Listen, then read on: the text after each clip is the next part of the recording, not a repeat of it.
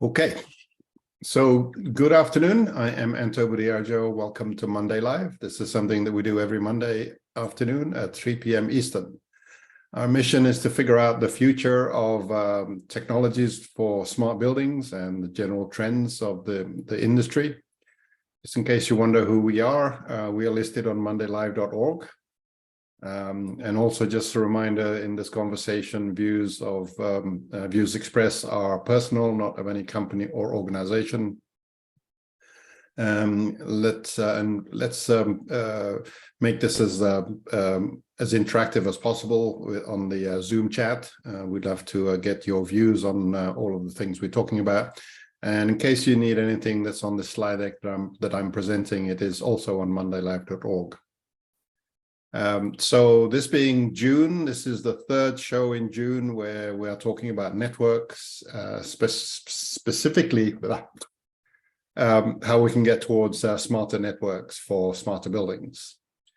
And our agenda today, our normal chit chat for a bit, and then we really want to focus the conversation today on network management. We've talked about what network fundamentally is, and we talked about IP last week, and then this week we want to talk about the network management and what that's all about.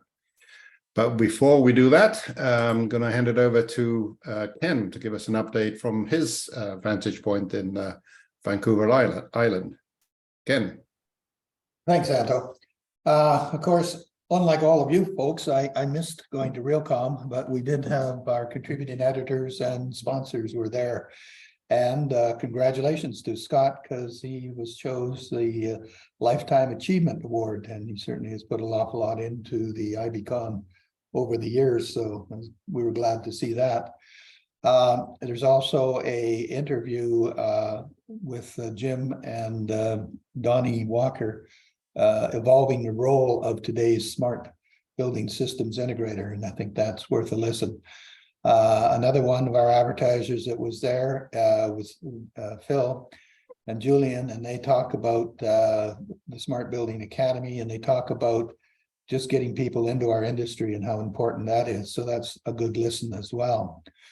Another one that just came on, I just saw it last night, was Eric, who's turned into our media partner. He was there as well, and we're kind of, he's doing the pictures and we're trying to do the words, and we're working together to make that all happen.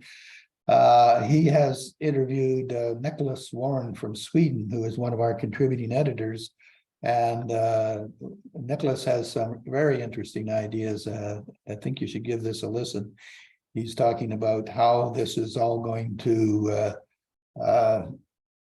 turn into the bit economy, or the cryptocurrency of carbon. So I think it's an interesting his insights of that, how that might work, how it might all turn into a self-funding game. So interesting. Give that a read. Back to you. Thank you. Thanks, Ken. Rick, update on the C4 front. Well, I'm muted, and unless you updated this, I don't have any updates because I was out all last week. But the one thing we did want to highlight, though, is the Young Professionals webinar that's on the 27th, just coming up in a couple of weeks. And please get registered for that, or contact Monica. And I'm promising now that I've been off for a week in Ireland, enjoying Guinness. And what's the other thing I had while I was over there? Anyway, we're gonna get caught up on updates for C4SB, both on for Ken and for our website, and for what we've got planned for the rest of the second half of the year. But that's it. So I put that link for registration for this webinar on chat, in case anybody wants to head over there. You should all head over there and register for that.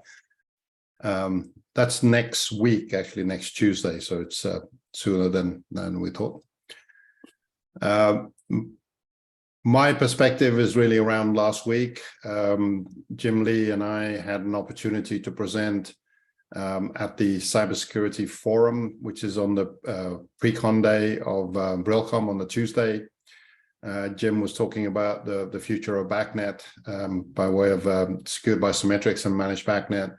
And I was talking about the march towards cloud native and the role of IBB, which is something that we've talked about in this group. And I would say it was received very well, both sides, both these messages, and they obviously connect together because it's a very compatible vision between the two sides of things. So I was very pleased with the outing. It was kind of intriguing because a lot of the Cybersecurity Forum discussions prior to our presentation actually was sort of asking some of the questions about, where is BACnet headed, and talked about several people were talking about the cloud and how to make everything secure. And then sort of this presentation was very timely. So I was very happy with that. Jim, do you want to add to that? Yeah, I think I concur with that, Anto. And I think that overall, there was a lot of interest in cybersecurity at the show.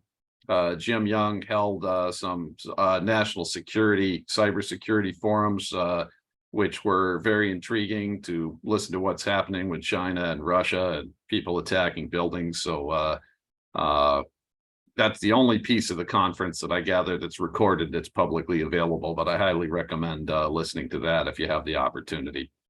In addition to that, Mark Peacock held a nice panel that I was on with Dan Burns, Brian Oswald, and Manish Sharma from Honeywell.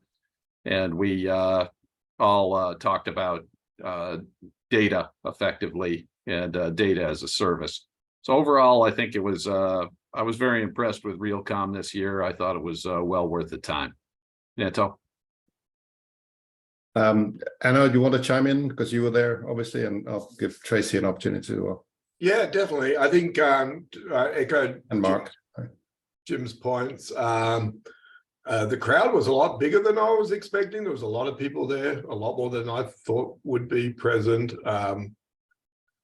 A lot of heavy networking opportunities. So, I think a lot of Realcomm is about networking, and talking to folks in the space, or what I would call, thought leaders in the space, and talking to them about what they're doing and what they're working on. The exhibit area was really well. It was full all the time. It was hard to actually get around it sometimes, which was surprising. I think Jim did a really good job with the technology showcase thing that he did. Yeah, at the end of the day, I came away with a lot more than I thought I was going to get and expected to, and I've got a lot of follow-up to do. So from my perspective, I think it was a lot more productive than I was thinking about.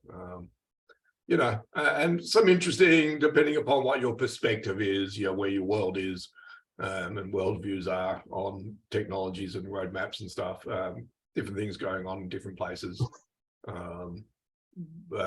But a lot of, even when you saw, folks like Honeywell there had a big presence, a significant presence, not only just as Honeywell, but also as Tritium and some of their partners, and Johnson Controls had a big presence. They had a big presence there. Then all the IoT guys as well. So, that was, I don't know what other conference you'd go to see those sort of technologies and solutions these days. So yeah, I thought it was really worthwhile. Tracy? Sure. All of what was said already, I would add to what Anna was talking about. I was surprised at how many software companies there were that have various kinds of solutions kind of targeted at our industry and application, many of which I'd not heard of before, probably mostly because of the pandemic, and we haven't had a lot of shows to go to for the last few years, right? So that was one observation. The other thing I thought was kind of interesting is sometimes I feel like, the kind of the people surrounding this group, and not just the panel, of course, but the people who join in with us each week to listen, feel like we're the only ones thinking about some of the bigger issues in terms of interoperability and cybersecurity in our building space and so on, and only to find out there were lots of other sessions with names I didn't recognize who were presenting papers and doing some thought leadership surrounding those same topics. So it is more than just our little circle of influence here that is dealing and thinking about this. And I think there's an opportunity for us to kind of grow outside of our current circle of friends and family, to include more, for sure. So. But Tracy, do you think that that's a good, really valuable observation? Do you think generally most of the people that are thinking about this are pretty much aligned, pointing in similar directions? You know, I didn't have a chance to attend the sessions that I noticed on the agenda. I think if you went down through, you know, the top 3 to 5 sort of issues in each of those topic areas, they're relatively aligned, but I am not sure that we have all progressed deeply, as deep or deeper into the details of the topic and resolutions and trying to actually propose solutions, right? I think some of the people I talked to and some of what I saw in terms of the session descriptions seem to be more a recognition of the problem as opposed to a solution for the problems, right? So not saying that we're way out in front of any of this. There are likely others who have thought through this quite a bit, but, and then, you know, interesting side note to that whole thing, I had a really interesting conversation with a gentleman who was with a REIT, and lacking a better market-driven solution and standard and so forth, went out over the past, well, it's technically 6 years, he said, to create his own version of an open interoperable way of connecting all of their buildings together and using the tools that were available out there, many of which we all would recognize here. So even for those, you know, I think I kind of get the feeling he lived a little bit in an isolated world, but he took what he knew and what he had experience with from the marketplace in terms of platforms and tools and created what seemed to be a fairly elegant solution to that whole problem. So. Yeah, that's definitely a trend that we keep on seeing, you know, people doing it themselves because they can't find a solution. Yeah. Mark, what are your thoughts on last week?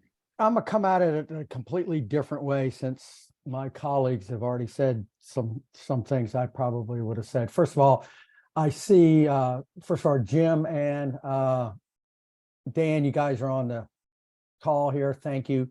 Appreciate y'all's input on Thank you. my panels. Greatly appreciated. I had 2 of them actually, so it was great. So I'm going to share this with you. So a couple things. So one is, I think I'm fundamentally optimistic about our industry and where we're headed and what the building owners and operators are looking for, with a caveat that there is concern about the continuation of occupancy, mortgages, or notes that are coming due and all this. So there was a lot of discussion in my one-on-ones with folks and keynote about mentioning the financial side of corporate real estate and REITs and that, but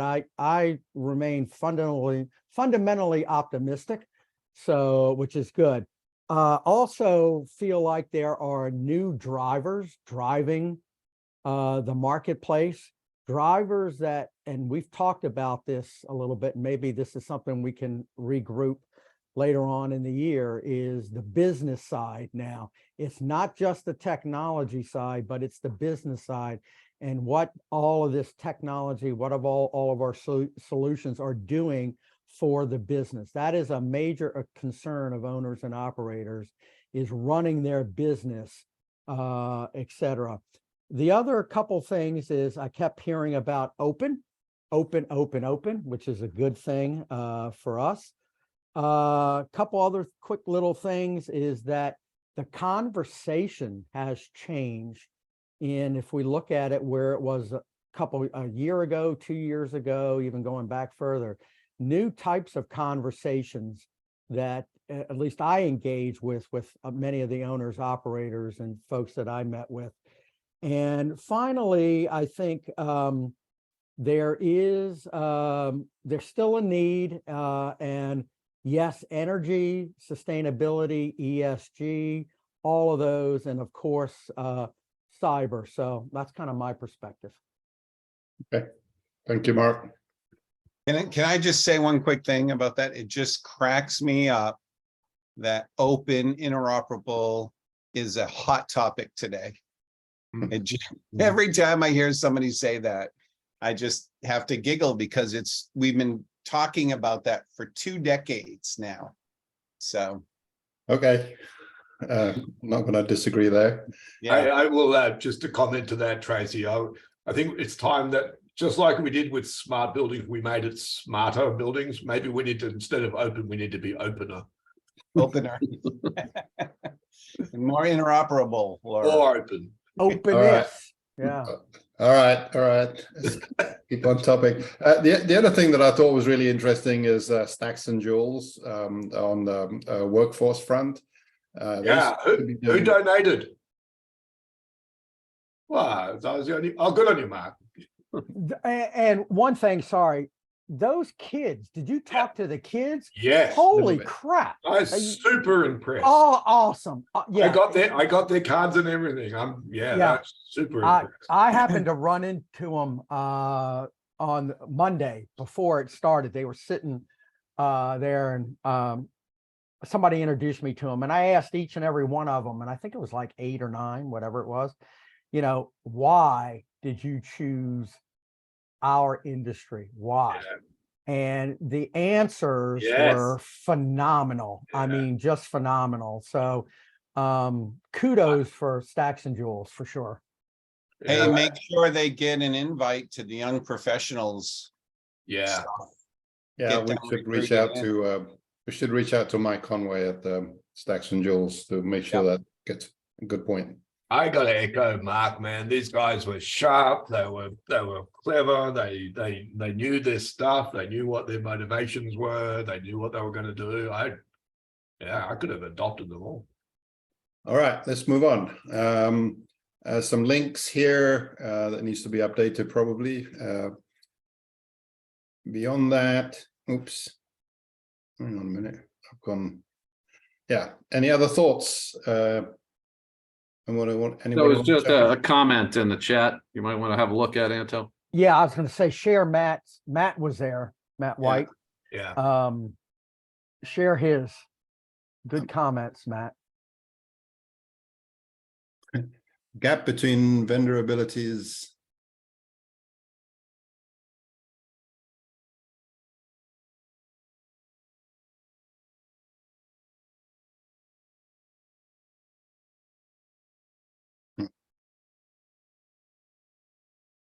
Yeah, I think his comment there about clients still understanding. I think there is I don't think the spectrum is a continuous spectrum. I think there's a whole clunk of folks who really get it, and then there's a whole vacuum side, and maybe it's just the early adopter. Yeah, and that was sort of behind my question to Tracy earlier about us being pointed all in the same direction. There are obviously still things that are not. Yeah. There's perspectives that are not exactly compatible, but I think people realize that in itself, aligning our views is actually quite important. It does. Oh, sorry, Mark, go ahead. I was going to say, and just comment on Matt's comment. It was too bad, and Matt, you're right. It was too bad that none of the owners or operators, for that matter, that I saw in the system integrator one, were even there to hear what we were talking about the whole session. I mean, not just Donnie's and others, but all of us, what we presented. So I was just going to add, it is another positive proof point that things are evolving. And when I read through this, you know, there's some things in there that we're involved with that we recognize as a gap out there, right? That nobody was addressing, like device management, for instance. So it's going to take some time, but there are some new ways to look at how big systems that are all connected together like this are managed and architected, and what tools we use to do that, right? Things are That's a changing. that's a great segue into our topic of the day. That's exactly what I had in mind. Not really. Well done. Thank you, Tracy. So let's get back to smarter networks. And as I said, we want to talk about network management. And this is kind of the list of things that I put up. I was just sort of brainstorming on my own earlier today. Some of the questions, and I kind of need to do that. In terms of network management, what is it? Who is it for? You know, what are the tools? And then there's a whole thing about outsourcing network management and the business side and the scope of that. And all of this happens in the IT world today. And our guest that I'm going to bring on now is Ian McRae, who is an MSP, who runs an MSP. So he understands many of these questions from a IT perspective. So we're hoping that, if I can do that right, get him on and explain what network management is all about in the IT context, and then we can have a discussion about how that translates to OT. Should be coming on his way. Ian, where are you?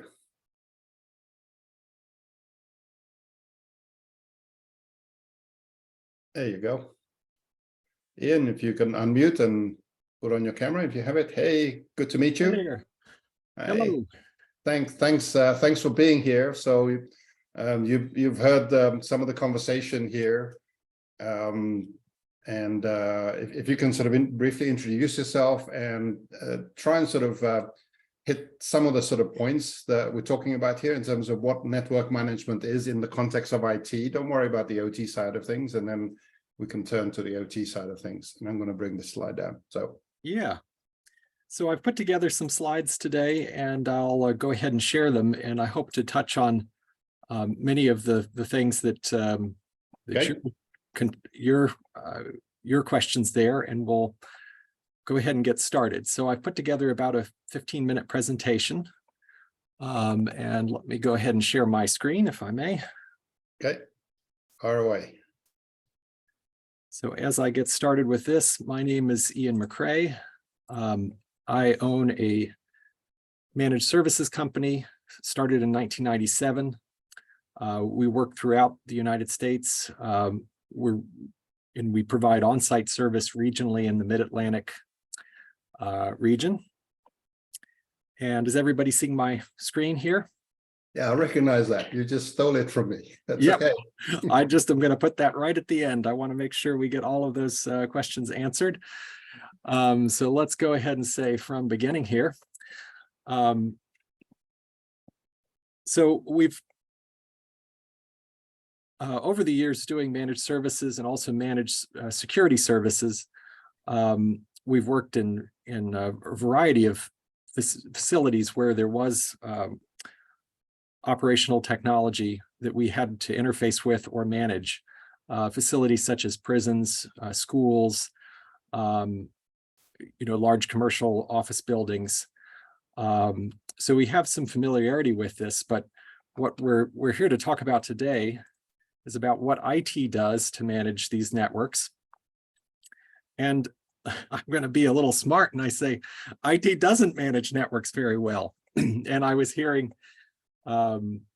earlier the challenges around interoperability. And one of the challenges that we face in IT is that we're best at managing computers because it's a lot more interoperable when it comes to installing management software. So now if you ask any IT person, you ask your IT person, well, I saw this guy, Ian, and he said that you don't manage my network very well, or maybe not at all. I'm sure they'll come to you with a nice network diagram where we'll present to you some servers and your router and your desktops and it all going out to the cloud. But usually we are putting these types of diagrams together through installing agents on computers, maybe doing some documentation of how everything connects in the physical world, hopefully providing some good separation of services like your operational technology systems versus business IT systems, installing some management software on computers that are managed by IT, and we might be blocked from installing those pieces of software on OT systems. Doing some diligent documentation of all of this. Hopefully there's some automation around this. And that's how we come up with that nice little network diagram, is through combining all of those things together. But usually the actual network portion of it is more artistry and guesswork and maybe a good bit of diligence than it is actually knowing what's going on with the network. So usually IT provides physical and virtual separations for networks. So if you're going into a building and there's multiple tenants, IT may use one of these two strategies. So if it's physical separation, there might be one internet connection, and then we're putting in maybe a primary router and then sub routers underneath that so that each tenant gets their own distinct network. All of the wiring is being kept physically separated as well. But we all know about IT closets, and they're often fairly chaotic spaces. So obviously this is dependent on the physical security of the network. Now the next way of doing it is even more dependent on people staying organized, and this would be using VLANs to manage and separate things. This would be where you have a single switch and you're separating out based on the programming of the switch, each of the network segments. So different building users or different building systems such as security cameras or phone systems would have their own specialized port. So if you moved a port, you might be jumping from one network segment to another. Or if your switch wasn't being backed up or it failed, everything might get scrambled. So this is much more popular these days because it's cheaper to buy this technology. But as you can see, it could be fraught with challenges. Now, obviously, all of these techniques really require close communication from the OT side of the house to the IT side of the house. So hopefully, when the HVAC guy is coming, somebody submitted a help desk ticket to IT so they know that the guy is coming. Or we end up with problems like the Target point of sale breach, where the HVAC system in the commercial warehouse is put on the operational technology or on the business network, and they get into the point of sale system because the networks are commingled. So this is a big problem for IT, and I think it speaks to the fundamental challenges around managing a network, even for large corporations, and it hasn't really gotten better since 2019. So there are some ways that IT blocks access to the network. This is kind of like, okay, well, once you get on the interstate, you're kind of freewheeling, but we're going to have this little blockage at the on-ramp. So once you're on, we probably aren't going to be monitoring you very much, but at least we're going to try to block you from getting on. So the first way of blocking is based on a user ID. So this is the most popular way of doing this is through a Radius server. And this is what you might see if you go to a hotel, you type in a user ID, and in a business environment, hopefully these user IDs are being married up to the list of people that are supposed to be working in the building. But as we all know, business people have been told for years now that software is bad and they can move everything to the cloud. And it used to be that Microsoft had a near monopoly on these types of directory services that were all based off of servers in the office. But that whole system has been deconstructed and is in the early stages of being reconstructed in the cloud. But it's not a very good time to have a list of everybody who's supposed to be in the building so that you can validate them off of that Radius system right now. Of course, there's always a way of doing this, but it's often a lot more work today than it used to be in the past, and therefore a lot more money. The other way of doing it, if you're not basing it off of user ID, you could be basing it off of the ID of the device on the network. So this would be the MAC address of the device joining the network. Now, this methodology can be quite a lot to deal with administratively, because oftentimes it's best done if you have physical access to the hardware. You can see the MAC address. It's very difficult to manage this, time consuming, and you've got to program in these addresses before the computer can get on. So most business people, even people who are operating prisons and those types of facilities, get frustrated with this approach and end up disbanding it or making so many exceptions that it doesn't really work. So once you're on the network, hopefully there's been some regulations about getting on the network, but once you're on the network, how about just doing some basic monitoring of the network? So you're on the interstate, who's out there policing that interstate? So there's two ways of doing it. One is to have software that polices the interstate, monitors the interstate, checks for speeds, those types of things. Here are some of the popular systems like Auvik or SolarWinds. There's a lot of software-based systems, but with these software-based systems, they typically require some sort of a server, even if it's a small one, like this little Intel NUC. They require some sort of a piece of hardware to operate the software. So if we're doing the things that we were saying we were doing earlier to give the operational technology its own network segment, now I've got to buy a server, or I've got to put a virtual machine on one of your servers to monitor that segment of the network. And so this is, even if you're going the software route, again, business people today tend to seem to have a reaction when they hear the word server. Even the software requires a server. Or some sort of complex VPNing back to AWS or something like that at great cost and likely unreliability. The other way is to have, you could say, a hardware-based approach. So if I go the software method, I can install some software that will monitor any number of different manufacturers of hardware, but I've got to provide that server. Or let's say I buy all Meraki equipment. They sort of pioneered this approach. I buy Meraki switches, I buy Meraki access points, I buy Meraki routers. Now they've embedded the monitoring and management software into the hardware. And we've found that, of these two different strategies, if there's some appetite to replace the hardware, it's probably easier to go this route than it is to, go the other route and manage some sort of a monitoring piece of software.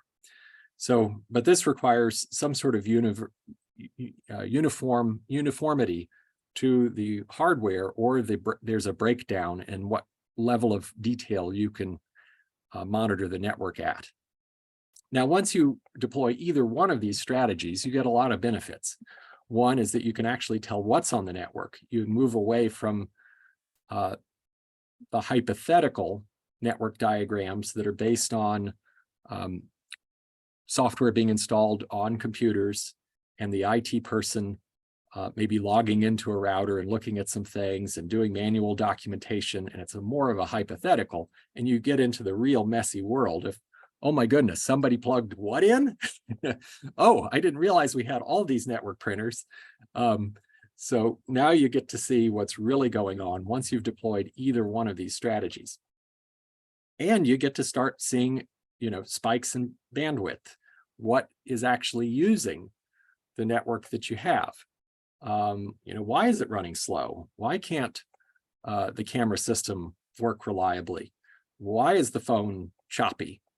All of these types of things, you now get some chance at seeing actually what's going on, and maybe providing some sort of controls around this. So I know what you might be saying at this time is, well, Ian, I thought you guys sold my business a big firewall, a couple of years back. I talked to my IT person when we bought this expensive firewall. I thought it was doing all this stuff. Why do I need all of these other things? Well, unfortunately, most firewalls, firewall-based controls are based on ports. And today, most traffic is just over the internet protocol. So it's just going over that internet port, and it's not being inspected. And because Google wants to maintain its monopoly on advertising, Google has made sure that it prioritizes in search anything that is an encrypted HTTPS traffic. That way, Comcast or Verizon or AT&T can't steal its advertising business, because Google owns your web browser with Chrome, and it owns search, and it's keeping all of the HTTPS traffic encrypted so that the people in the middle, like Comcast, can't look at that and give you advertising.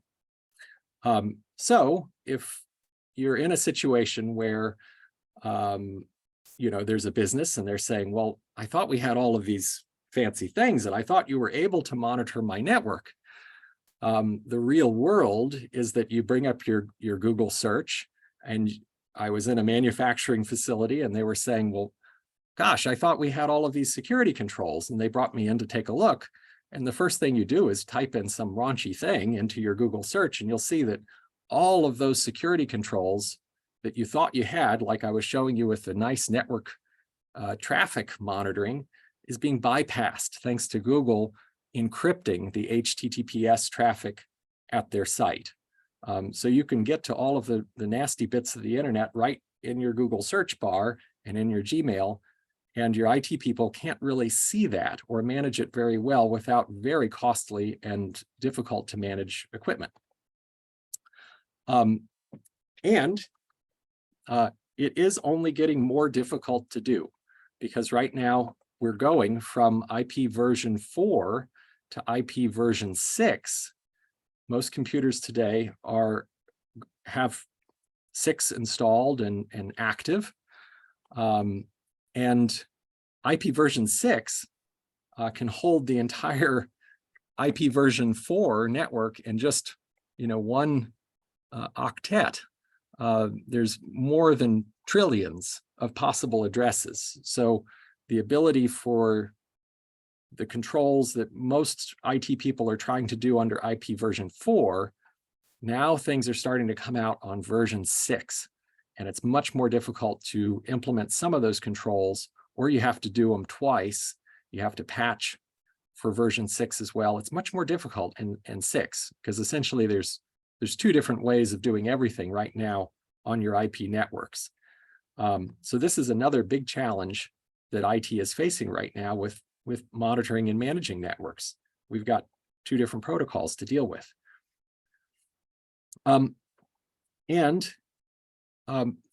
There's also the one about how business people view this problem. So I just spoke at a security conference, and one of the things I spoke about was about regulatory controls, government contractors that are dealing with controlled unclassified information and the types of regulation around it. And you can see here that one class of asset is scoped in. So if you have a computer sitting on a desk, it's in scope, and it has to be regulated tightly with 110 different security controls. But basically down here, there's a carve out for Internet of Things, IoT devices, operational technology. These things you don't have to do the same controls. So I think there's really a misunderstanding that both of these systems are using the same underlying technologies. And if IT is struggling to keep up with the complexity of networks today, just writing off the OT things is kind of equivalent to, just if the computer's so small, we don't have to manage it, kind of thinking. If we make the computer look different, we don't really have to manage it. Or if we attach the computer to a machine in our factory, we're going to give it an exception. So these are all the things that the business people are really struggling with. So I do want to end on a hopeful note here. If you want to learn more about how to manage networks, go out to eatoncomputers.com. We have a learning center here that goes into many best practices. We also have best of articles if you need resources in this space. Another area where you might be active is that in IT, I am regulated as a medical professional when I work on a medical network under HIPAA. I'm regulated as a tax professional as I work on an accountant's network. I'm regulated as a government contractor if I work on a government contractor. But in the OT space, the regulatory regimes are much more straightforward. If you're an operator of a system or an installer or a technician, it's probably more like a pilot's license where it's clear that you're a security camera professional or you're an HVAC technician. There's actual state licensure requirements. So those state licensure requirements could provide additional training on how to work with IT, how to manage change. Currently, they don't. It's quite disappointing. I've taken some of it for my state, but there's probably a better regulatory framework for your industry than there is for mine. It seems like the trend in IT is, you throw some lines of code on it and you then don't have to regulate it, such as Uber. But I think at the end of the day, a lot of this is just a sales problem. I deal with it as well. Business people pushing back. Oh, well, that's our access control server for our door system. We don't want to spend money patching that, on the IT budget. Well, isn't it a server? Isn't it running a Microsoft operating system? But, at the end of the day, that is a sales problem to educate business decision makers that there isn't a magic bullet. And why did you come to the IP-based networks in the first place? It's because we didn't have to reinvent the wheel. So why reinvent the wheel when it comes to IT, to network management? If these tools are costly and difficult to deal with, it's because oftentimes the problem is costly and difficult. And many of the tools today are already at scale. So I think it's easier to apply the best practices that are already out there instead of calling a computer on the wall something that's not a computer. All right, so which things have I touched on and which things have I not? Goodness. I think you've touched on the first few. Can you speak, because you present yourself as an MSP? Yes. Could you sort of explain that model and how the relationship typically works? Yeah. So a managed service provider is usually brought in when an IT shop is either so small or there's none present to augment the IT or outsource the IT function for a business. So that's the typical model of an MSP. Now, of course, you can have managed services at any number of industry verticals. So some managed service providers are very focused on managing just a few IT services. But the most common managed service companies provide, or the most common configuration is that they're providing an outsource or augmentation to a very small IT department. So this would usually be organizations that would use that model, would be organizations that might have 20 to maybe 200 employees, sort of those smaller businesses that don't have a fully staffed IT department. Although you could have managed service providers that just specialize on, let's say, managing an email system. And that's all they would do. And those would go after more the enterprise space. Okay. Well, you've thrown a lot at us. Thank you very much. All right. I hope this was helpful. It is. I'm not quite sure where to start the question. So I'm gonna punt and pass it over to the panelists. I guess one question I've got, Ian, with all the decades worth of network management in the IT, how would you rate the maturity of the tools that you use to do the work? I know you showed a couple of examples there, but have they got better over time, or are they basically the same as they were? Yeah. I would rate the tools as pretty darn good. I think most of the problem is this. Yeah, most of the problem is it's not the tooling, it's the sales problem. It's getting the tooling actually implemented, and getting business people bought into actually managing the network, because it's a lot cheaper to install software on computers and say you're managing the network than it is to actually manage a network at the network level. So a lot of people, I think, confuse those two things and, get close enough results when the IT person can, put together a little diagram like this and say that they're doing it. And honestly, they're making the best, they're doing the best they can with what they have, but it's not really network management. Maybe they're managing the choke points, maybe they're managing the physical stuff. The choke points is this, they're managing the access coming on. There's lots of things that we can do to manage the network, but actually knowing all the devices on the network is something very difficult for IT to do. Especially when everything's going over those web-based HTTPS things today. Yeah, that's actually an interesting point for our panel. I think that's something that's hugely different between IT and the OT space. By and large, our networks, we don't add nodes every day, right? In the IT space, stuff comes and goes. I'm guessing on almost an hourly basis, if not on a daily basis. Whereas in our world, we don't add devices at a great rate of knots. We put the systems in place, we manage them. Maybe some workstations come and go, but from the controllers, the OT, the IoT sensors and devices and stuff, once they're in, they're relatively static, again, compared to an IT dynamics. That's right. How about this, Ian? This is Mark Peacock. How about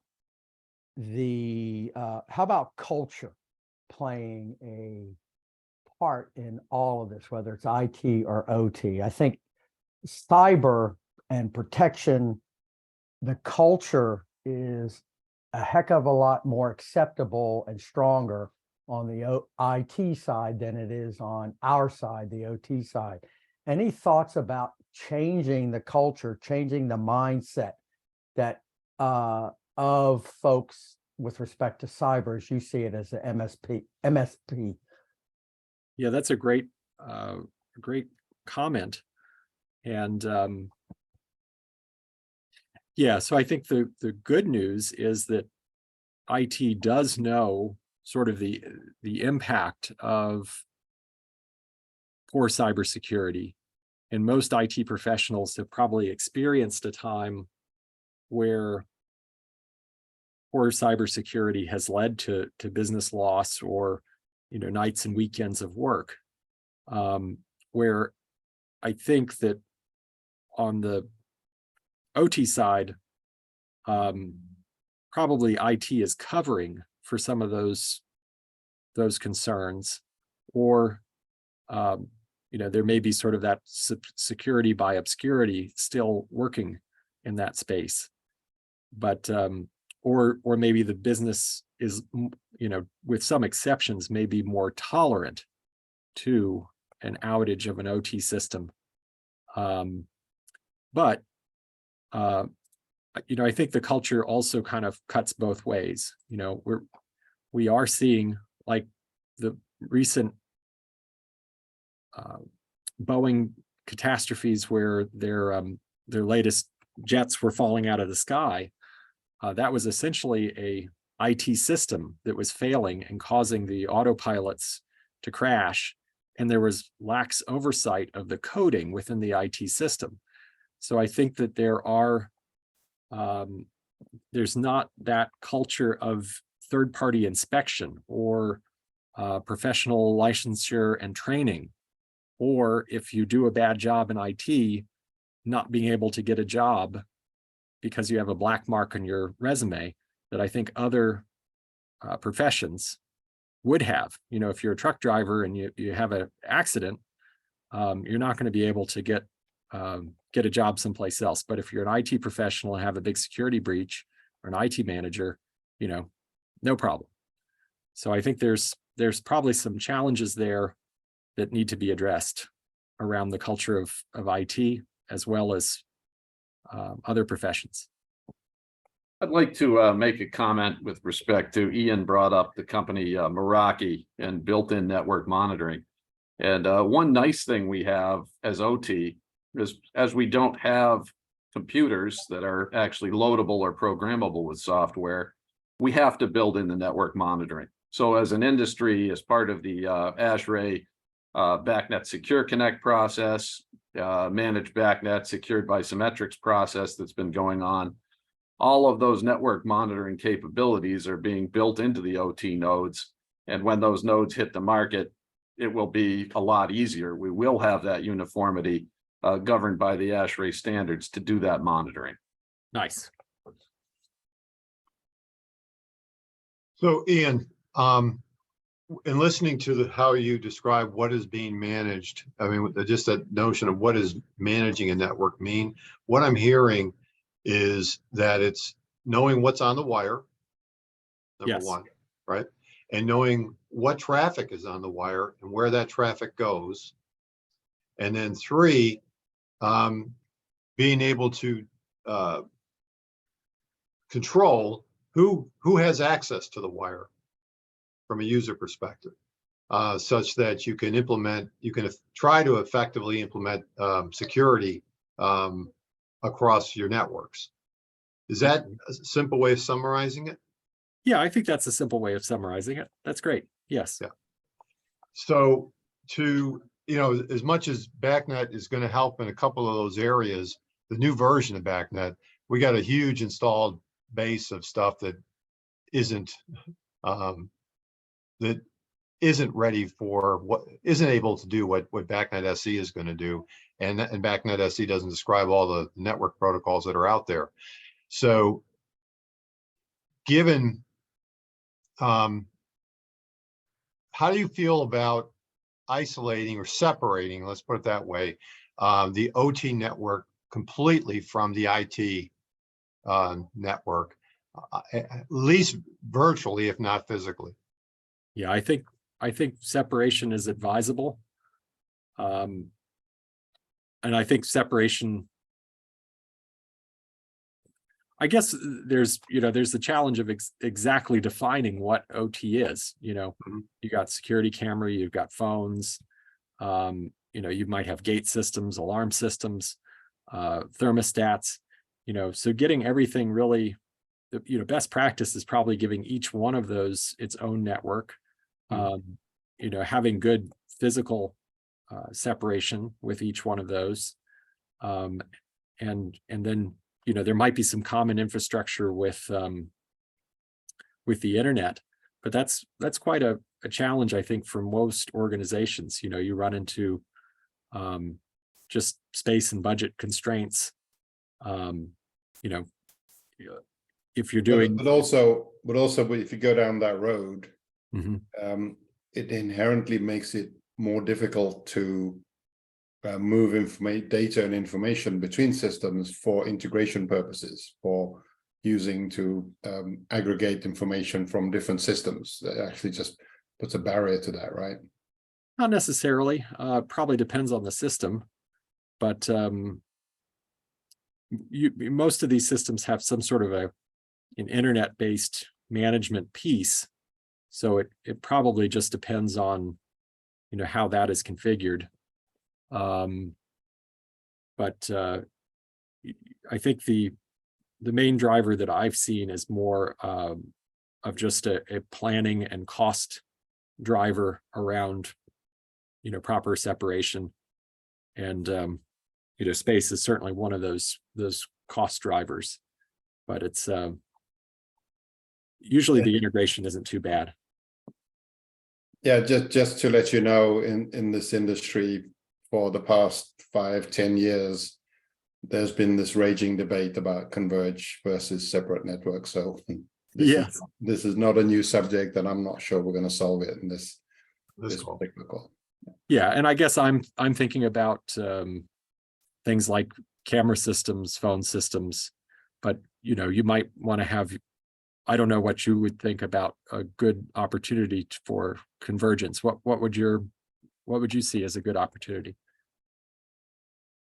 Opportunity or the reason for doing it? Yeah, what would be a good set of systems that would work together? Well, it was interesting where we were talking about Realcomm, and there's this debate about IDL, which is independent data layer. And there was actually a panel with 3 essentially building owners, one from Stanford, another one from Dartmouth University, and another one a REIT in New York, a big REIT in New York. And this question was being asked of them because it's an ongoing question. Why would you want all the systems integrated? And they were basically saying, we actually don't know, but we know that if the data is there, people will find good reasons, good business reasons to use the data in some kind of integrated manner. And all 3 of them were basically saying the same thing. Okay. And well, I was at a conference and I saw that, there's everything on the market today from, water flow meters to, desk presence monitors to, things that manage your lighting and your window blinds. I mean, if you name it, it can be put on the network. exactly. And I'm sure that all of that could go into a database that could maybe be used to extrapolate value for an organization, especially if they're hot desking or looking to do hit environmental targets. But I think probably those functions could be put up in a data warehouse and then connected over from the data warehouse or sort of from that server over to the business network. They wouldn't necessarily have to have all of those devices accessible on the business side of the house, just the data that's being aggregated from the devices. Yeah.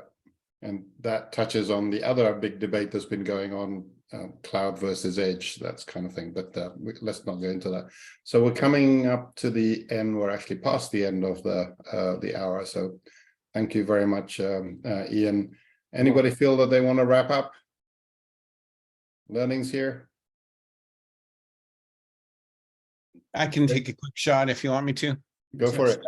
It's always interesting to hear kind of a unique perspective, the way that Ian brought that today. So thank you, Ian. We really appreciate that.